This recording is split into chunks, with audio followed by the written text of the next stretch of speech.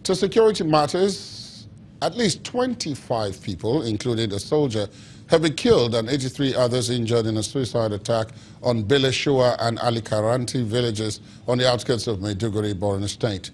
Army spokesperson Colonel Onyema Nwachukwu, who confirmed the incident, says Boko Haram insurgents tried to gain entry into Maiduguri metropolis when troops engaged them in a gun battle, killing 6 of them and 7 suicide bombers. The troops also recovered 2 AK-47 rifles, 2 magazines and 2 IED vests. The Nigerian Police Explosives Ordnance Disposal Team has disabled the 2 vests recovered from the bombers. Echoes from the gunshots and explosions were heard throughout the city, which is about 20 kilometers from Maiduguri.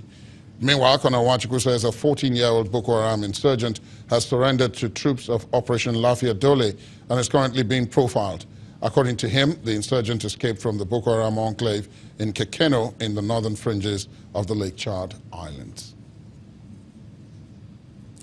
South Africa's anti-apartheid struggle icon, Winnie Mandela, has died at the age of 81. Winnie, as she was fondly called, succumbed to a protracted illness. President Cyril Ramaphosa visited her home in Soweto tonight, where he declared that she will be accorded a national official funeral on the 14th of April and a memorial service on the 11th. Our correspondent in South Africa, Pt.3, reports. Here at the Netcare Milk Park Hospital in Johannesburg, that South African struggle icon Winnie Mandela succumbed to a long illness at 81 this Monday afternoon.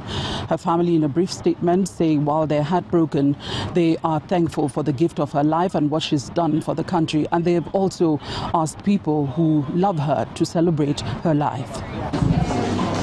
Family and friends shared tearful hugs at the hospital. The Minister of Energy, Jeff Radebe, and the ANC Chairman, Gwede Mantashe, briefed the media. It is with a profound sadness that we inform the public that Mrs. Winnie Mandela passed away at the Nectar Mill Park Hospital here in Johannesburg today, the 2nd of April 2018. With the departure of Mama Winnie, one of the very few who are left in our stalwarts and icons of the struggle. She is one of those who would tell us exactly what is wrong and what is right at any time.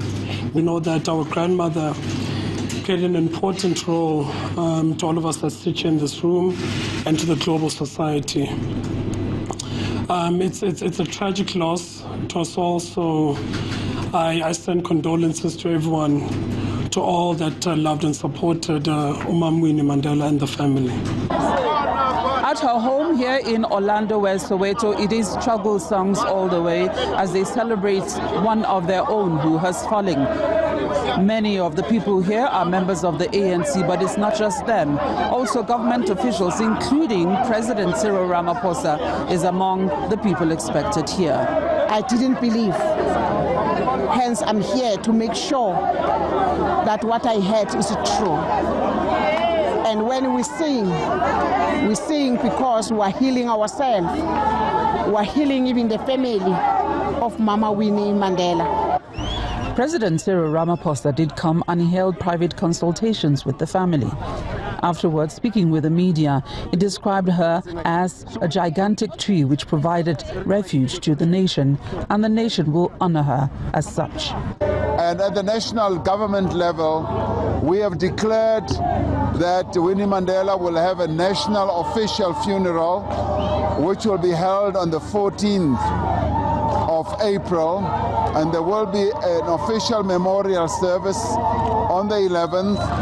But then again, there will be many other memorial functions right across the country, in nearly every province of our nation. According to the family statement, funeral arrangements will be announced soon as South Africa and indeed the world grapple with the news of the death of this iconic figure who dared to challenge apartheid and paid quite a high price for it.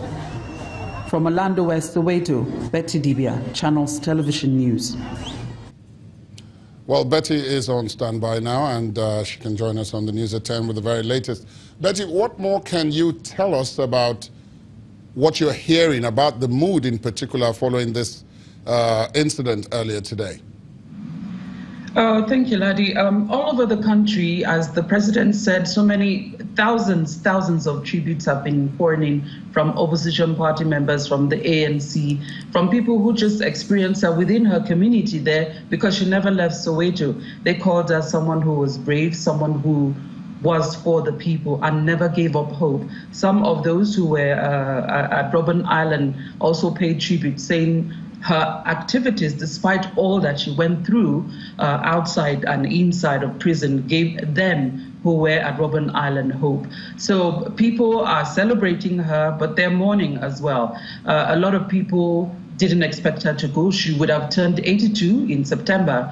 But the way the president described it, we knew she was ill on and off.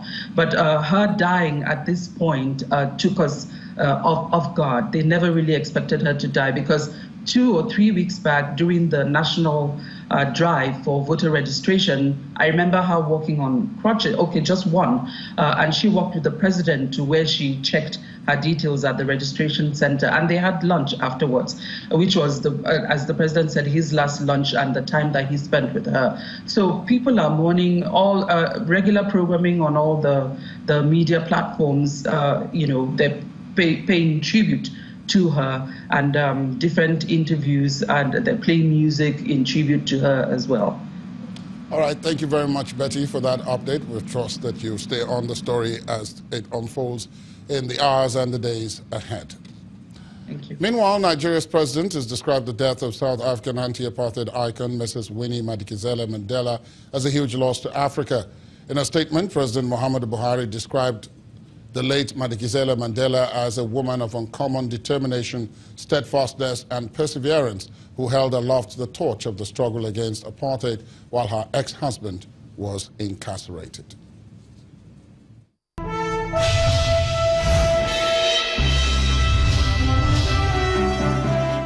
Thank you for staying with us. Welcome to Business News.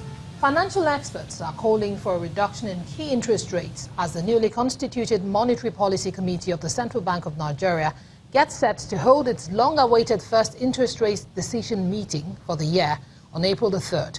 The president of the Association of Bureau de Change Operators, Mr. Aminu Gwadabe, suggests that the reduction in the monetary policy rate would stimulate activities among small and medium enterprises, manufacturing, the export and services sector, as well as eradicate multiple foreign exchange rates. Meanwhile, the chief executive of Financial Derivatives Company Limited, Mr. Bismarck Riwani, says he expects the reconstituted MPC to reduce the monetary policy rate, which currently stands at 14%, to 13.75%. Analysts at FSDH Merchants Bank also say the short-term outlook for Nigeria's economy favors monetary policy easing, which would stimulate credit creation and economic growth for the country. And the Islamic Development Bank has agreed to lend Tunisia $185 million to finance development, including an electricity project. The bank agreed to finance an electricity link worth $150 million, as well as the construction of hospitals in the country worth $34 million. The agreement is expected to be signed on April the 5th between Tunisia's Minister of Development and the head of the bank, which holds its annual meeting in the country this year. China's Finance Ministry has announced that it is implementing new tariffs on 128 products from the United States in direct retaliation against taxes approved by President Donald Trump on imported steel and aluminium in March. The tariffs, which begin today, target meat, fruit, and other products from the United States, amounting to about $3 billion, and could end up hurting American ranchers and farmers. Though the decision is widely seen as a drop in the ocean compared to the size of U.S. goods exported to China in 2016, which totaled about $115.6 billion, there are fears that the increasing trade tensions between the two world's largest economies could negatively impact global trade. And in the global on the global market, U.S. and Asian stocks end the first trading day of April and the second quarter on concerns over a potential trade war between U.S. and China, and fears that tech stocks could get hit by U.S. regulators. Let's see some of the figures.